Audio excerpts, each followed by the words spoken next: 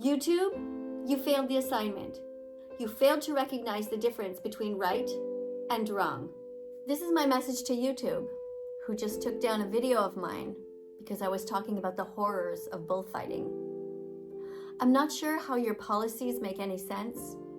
If somebody is literally speaking out against the horrific abuse of animals and showing an image, one picture, that even children can see in real life, the abuse that goes on at these events, I'm not sure what you are trying to do. What is the point in censoring somebody who is trying to make the world a better place and telling people not to stab bulls? What are you trying to do? What is the goal here? Are we essentially trying to encourage animal abuse? I asked you to put the video back, and I got sent in this giant loop of a bunch of people telling me to keep reviewing the policy.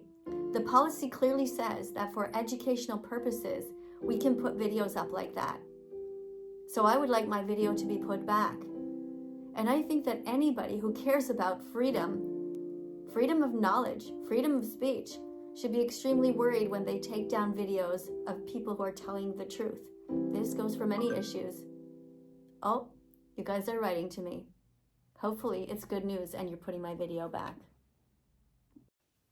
If you're not yet following me on Rumble, you can find me, Rumble, That Vegan Teacher.